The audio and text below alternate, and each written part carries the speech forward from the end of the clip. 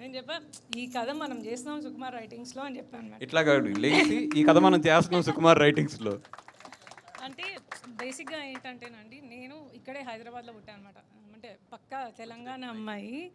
So నాకు వంశీ గారు కథ చెప్తున్న రోజు నాకు నా చిన్నప్పుడు చూసిన ఆ ఇన్సిడెంట్స్ అన్నీ, అప్పుడు మాట్లాడుకునే విషయాలు, పెద్దవాళ్ళు ఎట్లా హ్యాండిల్ చేసేవాళ్ళు, అంటే అప్పుడు చిన్న చిన్నగా ఉన్నాం కానీ చూసాము, విన్నాము. నేను మొత్తం నా చైల్డ్హుడ్కి వెళ్ళిపోయాను ఆ కథ వింటున్నప్పుడు. సో నేను ఏం చెప్పానంటే, నీకు అది కనెక్ట్ అవుతున్నావో లేదో బేసిక్గా, కానీ నేను తెలంగాణ అమ్మాయి కాబట్టి నేను చాలా కనెక్ట్ అయిపోయాను ఈ సినిమాకి. మనం ఎలా అయినా చేయాలి సుకుమార్ రైటింగ్స్లో ఈ సినిమా, మనం చేస్తున్నాం అంతే అని చెప్పాను అనమాట.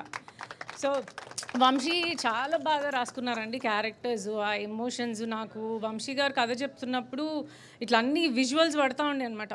నేను అదే ఇవాళ పోస్టర్ కూడా చూసి ఎంత హ్యాపీగా ఫీల్ అయ్యానంటే, నా విజువల్లో ఉండింది అంటే ఇలా ఉంటుందేమో సినిమా బయటకు వస్తే, ఆడియన్స్ ఇలా ఫీల్ అవుతారేమో చూసినప్పుడు. కానీ నేను ఇంత గొప్పగా అంటే చూడలేదు, ఇమాజిన్ చేయలేదు పిక్చర్ కానీ, బట్ ఇవాళ పోస్టర్ చూస్తే నాకు చాలా హ్యాపీగా అనిపించింది. డెఫినెట్గా మీరు అందరూ ఈ సినిమాకి కనెక్ట్ అవుతారు. అండ్ సుకుమార్ రైటింగ్స్లో అంటే వచ్చే సినిమాలు అన్నీ మీకు తెలుసు ఎలాంటివి పిక్ చేస్తారని. ఇది డెఫినెట్గా ఒక గుడ్ మైల్ స్టోన్ మూవీ అవుతుంది సుకుమార్ రైటింగ్స్.